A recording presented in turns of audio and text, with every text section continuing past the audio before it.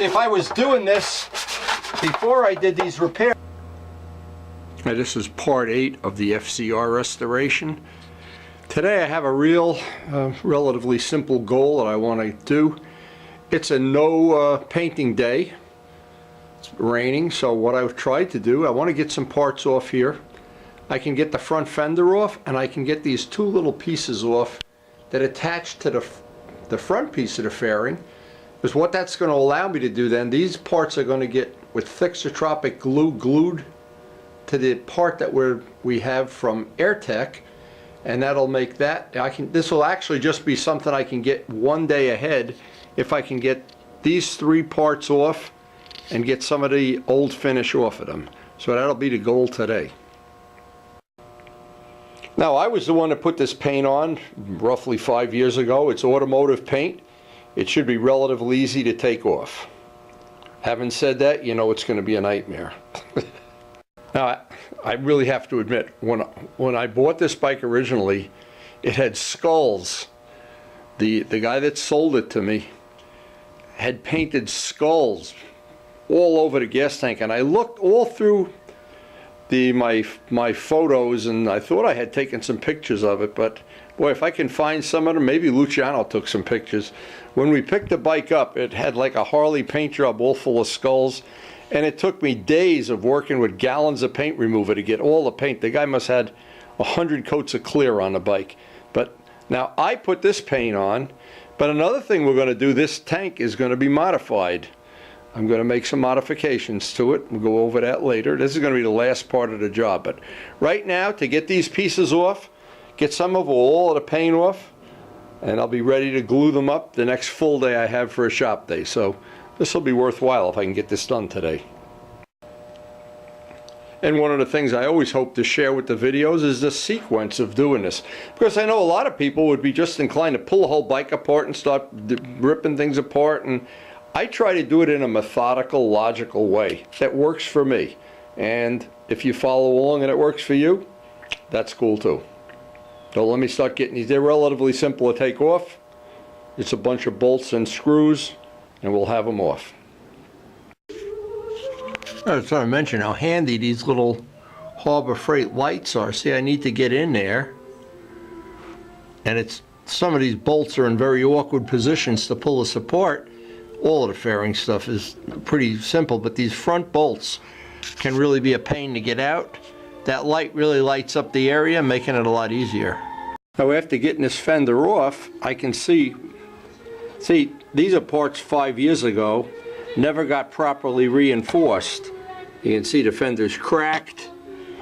It's cracked in the back, and now we're going to make sure that never happens again. But one piece is totally cracked off, in fact, and we have a big crack in the paint up here. Now, it's been repaired before, but it's never had a really proper restoration of the fender, which we will do now. Now, of course, all of this hardware is going to get replaced, but I'll keep this in a separate little package so I know how many of each nut. I'm going to get brand new ones, brand new bolts. I already have these bolts. These are everything that's in rough shape. And here's what happens when you don't replace the hardware. You go to take the bike apart, it's a pain in the neck. When you have all nice new stuff, the wrenches fit tight, everything's perfect. So anyway, these parts are in a lot worse shape than I thought they were. I wanted to show this one even a little. This is cracked, and this is why once we strip off all the paint and once we get all the tar out from inside the fender, we're going to make a piece for that. We're going to redo that repair over again. There's a piece missing here. And the trouble is, if you go looking for this stuff on eBay, the one they send you is usually in a lot worse shape than the one you already have. So it'll be a good exercise for us to just put the proper restoration of a fender. Yeah, 50 cents worth of hardware, $1 worth of hardware, a couple of dollars in paint, and this will be better than new. One of the things I really wanted to improve, because a lot of these blind nuts that are on these parts, the blind nuts get corroded and they strip out, and then you have a problem.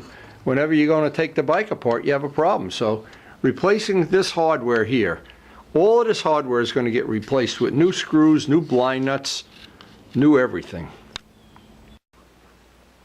So with all the parts off the bike, the next step on this is going to decide how we want to remove the paint on these parts. The next part of this, and I finally found the piece that is missing up here. Where is this piece missing from? Missing back here.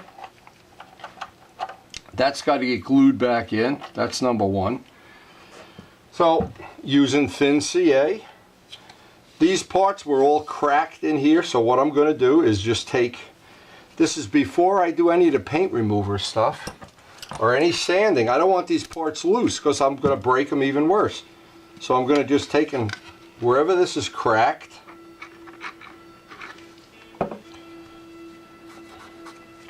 hold this together now. And there's about 8 or 10 places on this. Believe me, these parts are, when you look at this side, they don't look bad, but back here, and I do remember these were in rough shape when I put this together the first time. And at the time I was just building a track bike, so I didn't care. I had no idea how this was going to play out. But all of these parts typically crack right in here. Some of them are cracked by the plastic. I'm going to try to reinforce all this with some fiberglass, some of that Fixotropic glue. That aircraft grade glue. How's this one? And again, this is all, this one's cracked too. All these little things, if you don't address them now, you put all this work into the finish.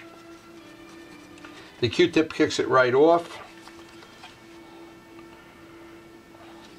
And anything, now this little piece that's missing on a fender, we have one of the bolts is actually missing. These have already been repaired already. You can see all the carbon fiber back here, but I'll make sure it's these little tabs that have to be reinforced. After I get the paint remover off of this, I want to reinforce everything, because then once the back is reinforced, then I'll put a lot of time into the finish. But otherwise you put all this time into the finish and it's for nothing. This one's been repaired too. Unbelievable. But anyway, it doesn't matter because this is way over a 27-year-old bike. This part had the fender is cracked here.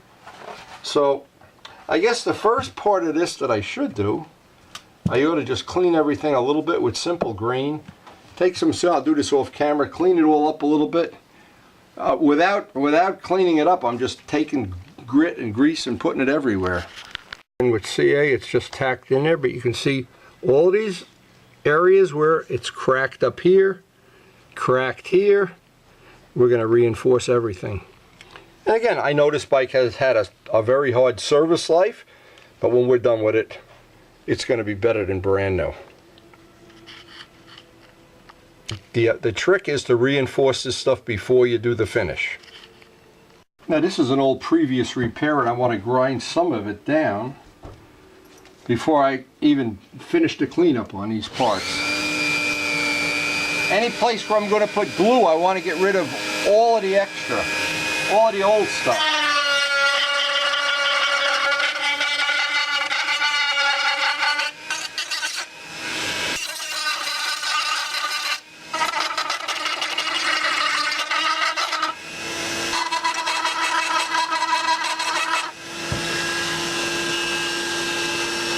Now the whole idea is, once this is all cleaned up and smoothed out, I can put fresh reinforcements on everything. And without those reinforcements, just wasting my time.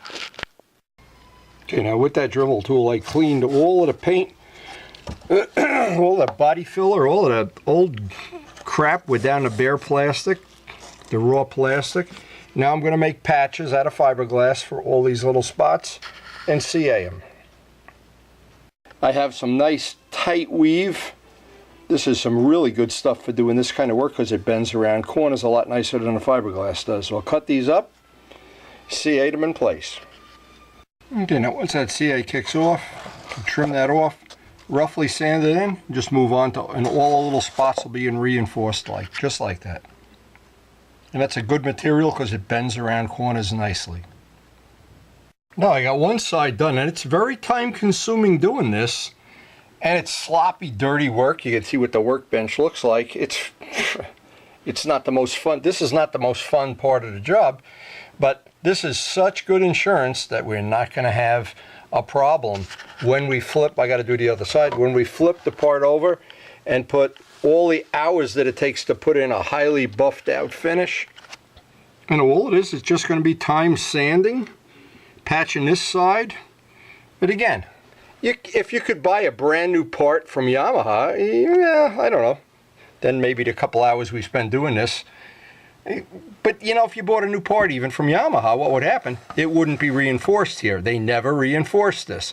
And I remember Vlad's parts, the Benelli parts, some of the Bimota parts, every place there was a bolt, there was a spiderweb crack at some point. So as dirty and filthy as this is, and I keep saying it, it's cheap insurance, because we are going to spend a lot of time finishing this up. Now, anybody that's seen me do this in real life, and of course Vlad and Mark, he's picked up the technique very quickly, but it really is a messy job. You really have to be a tough guy to do this. Now, using simple green now, I can get the rest of. See, if I was doing this before I did these repairs, I'd never be able to seal them up, because some of this would have floated into where the joints are. I'm sure there's no free lunch with this. We're gonna get this as clean as we can, because the next step is going to be to remove the paint. Now I wonder if I rode through some tar or something. That's what that is. Looks like there's tar on there. There's a sand out of, I'm not sure. But anyway, when we're done, we are going to have a part that's better than if we bought a new part from Yamaha, I'm sure. I tried several things to try to get this, and what it looks like it is tar. It absolutely looks like tar.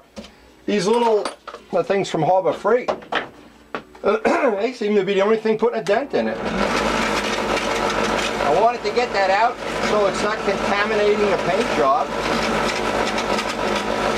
It looks like what I did when they were probably, look at it, now I can sand that out. Well, looks like what really happened here is we went through an area where they were paving a road and all that stuff stuck. And when I looked out at the bike before, up in the front of the fairing is some of this stuff too. So the sooner I can figure out how to get rid of it, the better. So this work session ends. I cleaned up the shop. I'm looking around, and it is a really good feeling to know. Now, no matter what happens now, all of our things in here are done. That looks like it's going to be fine. We'll get on the next session. I have to make a decision here if I'm going to try to use paint remover.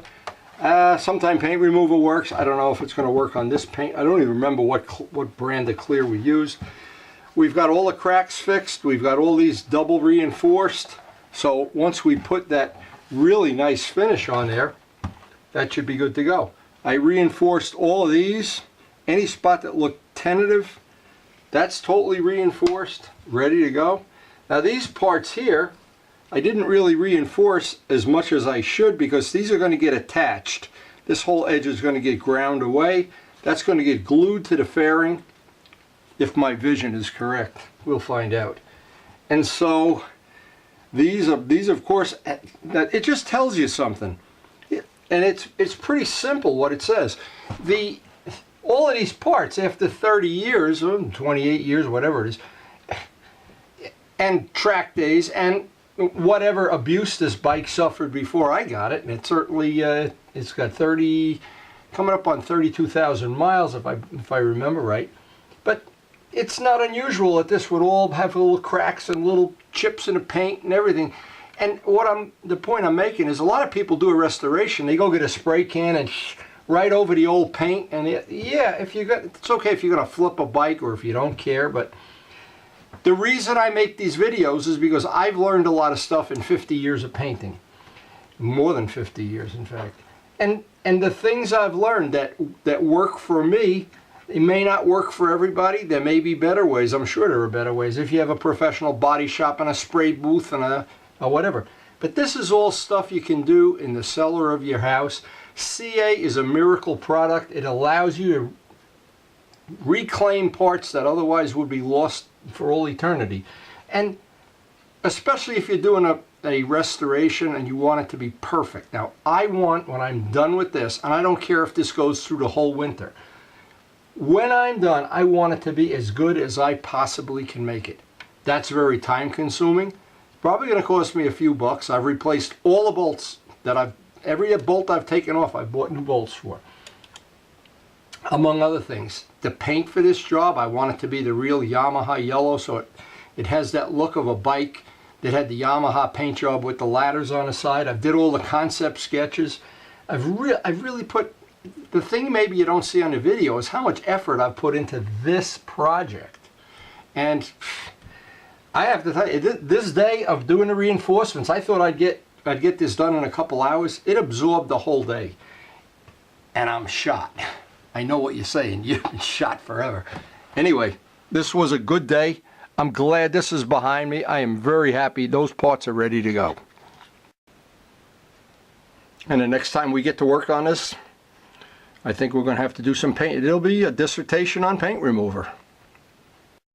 Now what's nice about this project, if you've stuck around for all these hours and days, and I've tried to separate it into reasonable segments that it'd be like you lived in my house and came down to shop every day and we worked together. The whole idea is to share the information, of course.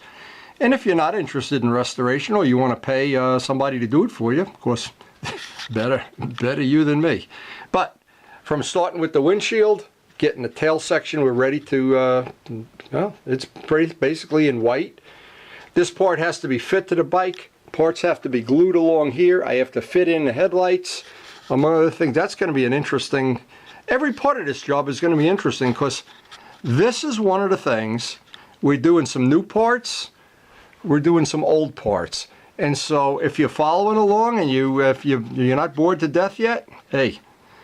Anyway, I wanted to thank you for watching, and we enjoy sharing information. I hope it's of some value to you. And again, thanks for watching.